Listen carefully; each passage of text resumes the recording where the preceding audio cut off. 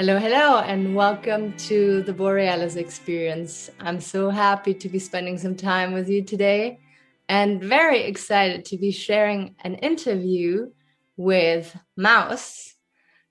He wants to share his story, how he was stuck in pain and misery and depression for so long, but then got out of it step by step and is now living a life where he attracts more and more people that are in alignment with him. He has a job that fulfills him and make him feel really good. He's able to help people when it comes to their finances and was able to get out of this struggle. And I reached out to him because I feel it's very valuable to hear stories like that, especially when you are still stuck in pain and misery, or if you feel better, but you want to find like-minded people.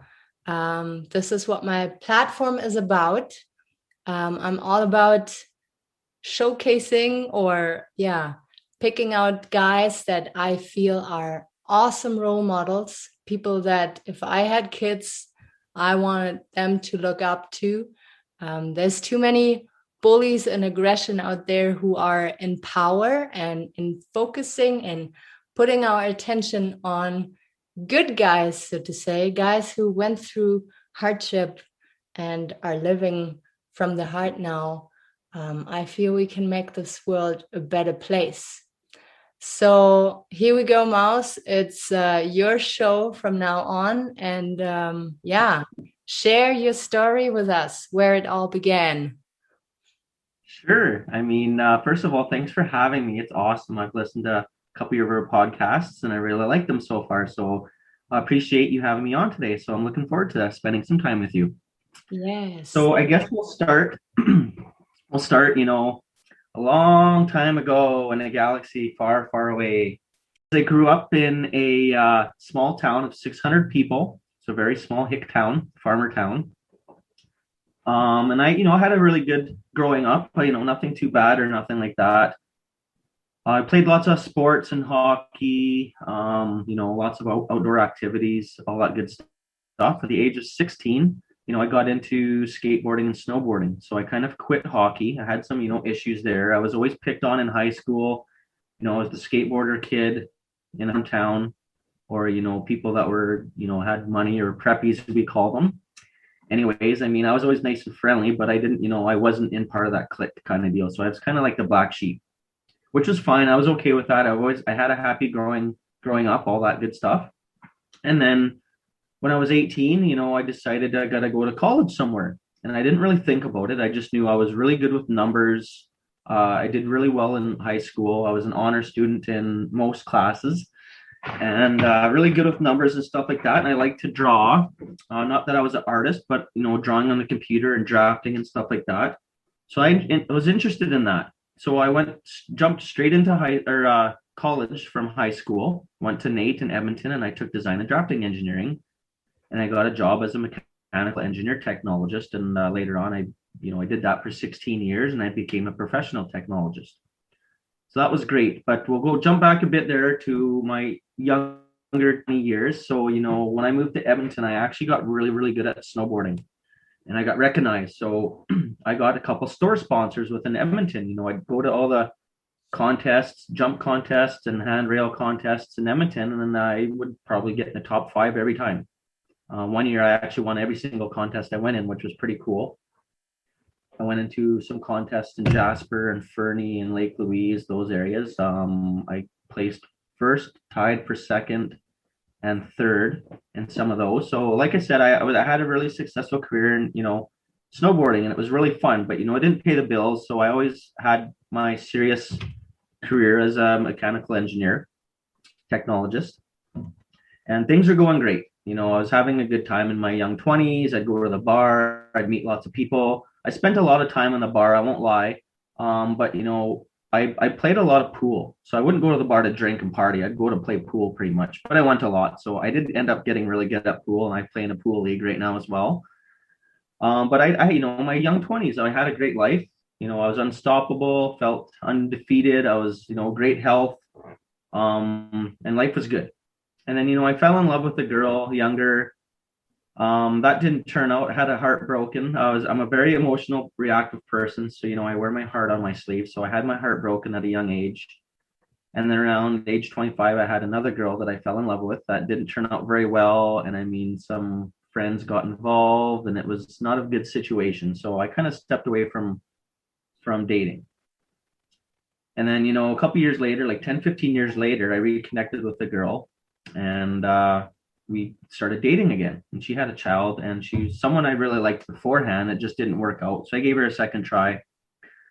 Um, this happened around 2015 when oil crashed.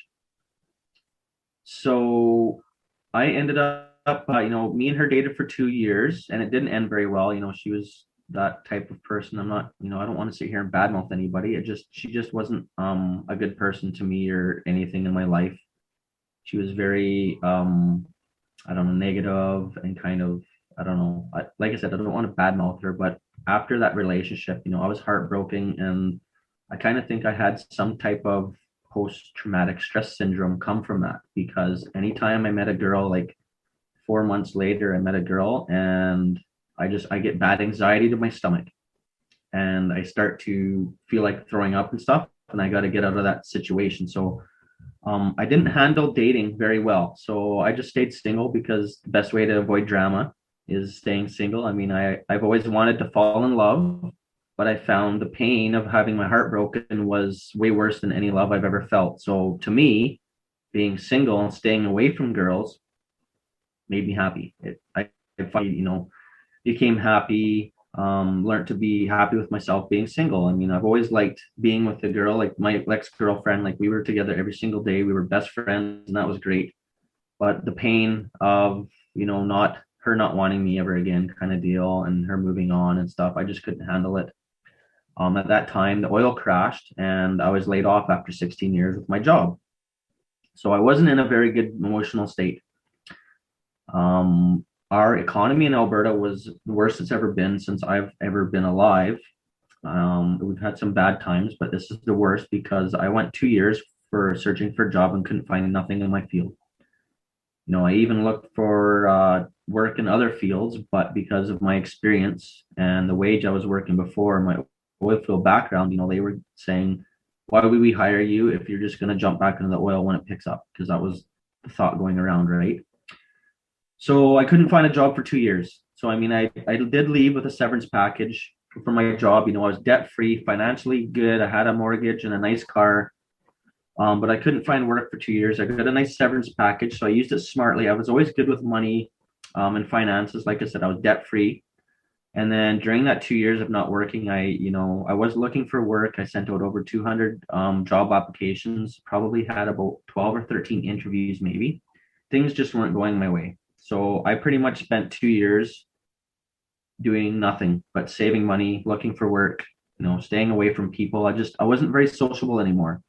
I was that type of person. I'd love to see my friends and family. I would talk my ear off whenever I see them. I was just that sociable type of person. But those years when I had a heartbreak and lost my job, I just didn't feel like talking to anybody. So I became a hermit. And I mean, which was great because, it was gave me time to heal. Although, my finances kind of dwindled. I start going into debt because I couldn't find work and life just, I didn't know what to do. I wasn't like too concerned about it, but I knew I wasn't headed in the right direction. So I started looking at other opportunities and my mom was helping me out. She works in finance. She's a bookkeeper and she came across this one ad for a finance career and she went to check it out. And before she sat down with them and found out what it was all about, she invited me to come. So I went to check it out, and it was a financial broker, financial advisor. And to be 100% honest, so with my engineering career of 16 years, probably after about 8 or 10 years, I started thinking like, do I really want to be doing engineering, the same job for the rest of my life? Like I didn't get a promotion. I kept getting, more money, more responsibility, but I pretty much did the exact same job for 16 years. So I was thinking, what am I going to do with my life? And I mean, I wasn't looking for change. I was just having these thoughts, and I, started daydreaming. What would I like to do if I ever found the ideal job? And I've always liked helping people. I like meeting and talking to people. So I came up with an idea to start a company like Google. So instead of you typing in searching for things, you could just call me. You know, if I knew a plumber or I knew, I've had so much experience in my life, driving around the city, the fastest way to get here, there. I always thought it would be a good idea that I could, if someone wanted any type of advice, they could call me. But, that was just daydreaming kind of deal. And then, I got laid off, which was, to me, it was the best thing ever. I felt like this big weight lifted off me because I knew I was getting a severance package and I wasn't sure if this was the job or type of career I wanted to do for the rest of my life. And I found out shortly after that job that I was with for 16 years, the oil industry was a very poisonous atmosphere, very negative. But I didn't realize that. I didn't know. I always thought I was a positive person, but at that point, people started saying I was being a little bit negative, and I didn't know. Didn't know what was going on. So, anyways, whatever. I found this new career, and I thought it was great because it actually had a lot of the ideas in place that I wanted to do when I was brainstorming at my old job. So with my new financial job, I cover many areas in finance. Like I do so many different things that I'm kind of like your one-stop shop for everything financial. So now I had that idea of giving people advice. If they needed something, they could just call me. Now I am that person. If they need advice in anything financial, I'm an expert now, so I can help them, which is great. But another part of my business too is meeting people and networking. So I just like meeting other people, not necessarily for business, but just to make connections. But by making connections with other people and their businesses, when I talk to a client and say I'm sitting down doing some finances, but I know to say, oh, your kitchen isn't finished. What are you doing? Oh, we're doing some renovations. I'm like, hey, you know what? I know a guy that can help you out with the. So that idea of being the go-to person, helping people out this is just awesome. So I've really loved my career. I've been doing it for almost 4 years now. Now, another thing about this career that I like is it provided a very positive, motivational atmosphere. 100%, 180% different, or no, 180 degrees different from my engineering job in the negative, poisonous environment. This is, you bring people up. Honestly, if you're in our office and nobody high fives you within 5 minutes, it's weird. Like that's the type of positivity. People are always happy to see you. If you need help, people are there. So just getting out of the bar scene, hanging out with a lot of those acquaintances I thought were my friends. They were not necessarily driving me down, but they weren't really serving me any greater purpose. Now, with my new career, I'm hanging out with very successful people with dreams, people with visions, people that want to make a difference in the world. I started realizing, hey, that was how I used to think. So now being just around different associations was the first step for me of healing and being better. So now I just, I had a place to be. I belonged. I was starting to get happy. I was actually, I tell this within my company all the time, it changed my life. I've been happier now than I've ever been in my entire life, which is awesome. But that's only part of it. So within my company, we are always developing and looking for good people because we want to develop leaders, people to be role models, or, if you're going to be running a business and running a team of people, you got to be, a very good person of credibility, integrity, all that good stuff. So personal development within my company is highly recommended. So we do lots of classes, lots of teaching, recommendations on stuff like that. So I got into personal development. So first of all, I hated to read books. I hated reading, period. So reading books to me was a struggle. So I didn't do that for the first couple of years of my business. They kept bugging me and I kept saying, oh, I get it, blah, blah, blah, but I just hated the reading aspect. So I didn't do it, and then finally I started finding books that I wanted to read, not necessarily, the act of reading, but the stuff in the books that I'm going to learn. I started to like that a lot more than the actual act of reading. So now I like reading. I'm a little bit better. Like I'd read 10 pages in probably an hour and a half, because I kind of have a little bit of ADHD, maybe a little bit. So I'd read a couple pages and forget what I was thinking. So that's why I've never liked reading. But now that I'm liking the information I'm reading about and taking it in, I'm starting to really like reading. So I've been reading a lot of personal development books, a lot to do with my business, my industry, but a lot of it is to do with mindset. Mm. So with our company, we don't just help people with lifestyle or with finances, we help them with lifestyle. So, if they aren't eating healthy or stuff like that, that's the type of stuff we don't, we're not paid to do that, but that's the type of lifestyle that we're, what's it called? That's the type of lifestyle they want us to have because it does it. You're a lot happier when you eat healthier and all that good stuff. So, I started reading books and getting better at that. And then I read a couple books that changed my life. They are books by Dr. Joe Dispenza. The one's called Becoming Supernatural. So I read them in the wrong order. I read Becoming Supernatural, and I'm now on a book called Breaking the Habit of Being Yourself. And they talk about it's the science behind meditation and why it works, which was awesome. I always thought meditation, and I'm not religious. I don't really believe in spiritual stuff, although I've had weird encounters where now I'm starting to believe it. But in these books explains the science behind them, and I'm a science and numbers guy, so it relates a lot to me. So now I understand why meditation works and all this stuff. And I started to be more aware of my brain.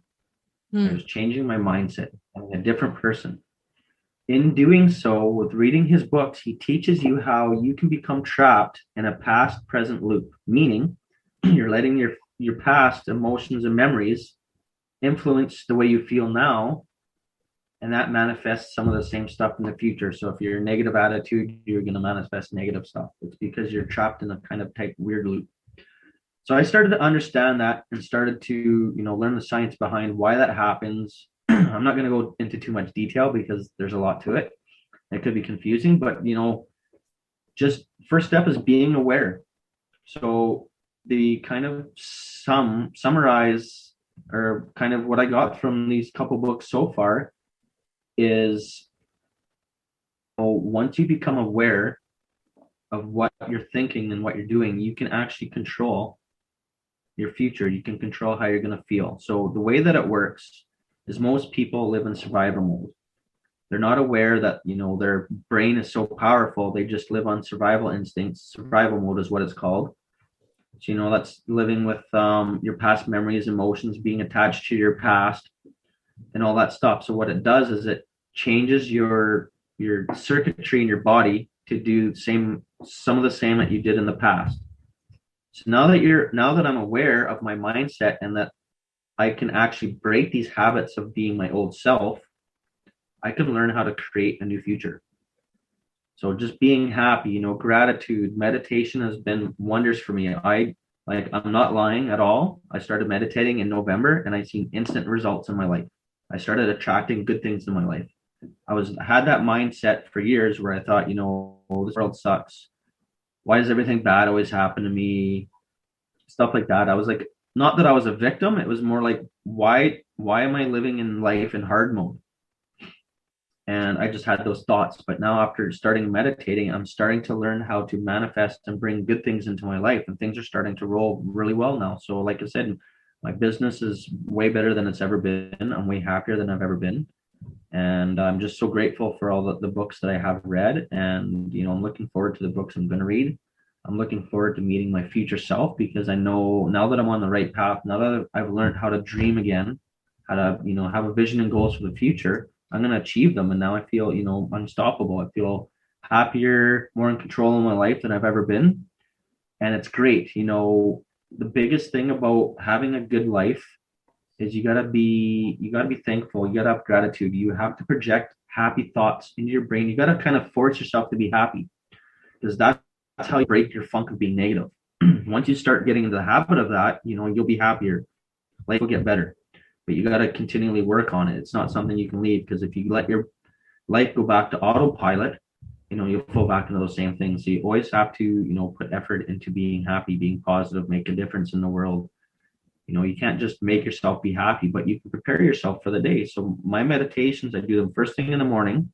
I'm a very reactive person. So what my meditations help me do is first of all, is, think about things of the future. I want to be healthy in the future, be grateful for the future I'm going to have, but also it prepares me for the day. So, if I got to drive somewhere, I'll be like, oh, great, I got to go into city traffic. Someone's going to cut me off. I'm going to get road rage and get mad. So I prepare myself for the day. Negative things are going to happen. Just be happy. Don't worry about it. And now, I'm a little bit less carefree. If I go driving, instead of giving that guy the finger, I'll be like, oh, he must be having a bad day, and I'll wait. You just change your mindset, because once you change your mindset, your life starts falling through with the same stuff. So, yeah, I guess that's kind of most of it. Yes. I'm not sure if I missed anything else or anything like that, but yeah, that's kind of the gist of my story so far. So, This is so beautiful. Thank you so much for sharing all this and being vulnerable here with us. It's very inspiring and empowering. And I can also see how you're becoming more resilient with your practices, with the experiences you attract into your life now. You will be able to trust again, and one day soon probably be able to open your heart again and be open for dating. Maybe not that it should be a yeah. goal, but it can be something that you want to try out again, and then with a different mindset, with a different approach. Mindset. Mhm. Yeah, Yeah. exactly. So you talked about the books that you read that changed your mind about meditation. How was it for your family? Your family sounds like very supportive of you, like from the beginning, but they must have noticed the change. I think I want to talk about feeling lonely at times with the new path. Like, did you have, you said acquaintances that kind of fell off because maybe they couldn't relate to you anymore or you to them. How was it within your family? Did they see, oh, yeah, this is what needed to happen and this is good? Or was it scary for them at times? Well, for them, it was more they were going through their own stuff. So it wasn't like we were very supportive of each other. We were like we just weren't aware of each other. Mm-hmm. Um, Now that I live in the city, I live 2 hours away from most of my family, so I don't see them as much anymore. Mm-hmm. So yeah, there's not much to that there. I mean, they are doing their own struggles, and I'm trying to help my best with everything I've learned. Mm-hmm. Like my mom's going through some stuff right now, and I'm thinking the stuff that I'm reading right now would do her very well. So I'm starting to, now that I read these books and they've changed my life. Now I want to give these books to my families and friends who might I think might need them and stuff. So Mm-hmm. yeah.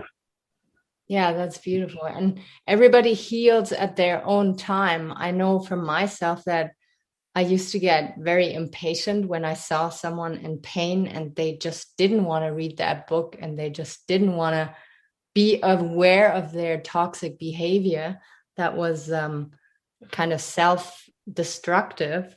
Like we can Mhm. only offer and communicate and maybe live by example and then see what other people do and they will heal and grow at their own time.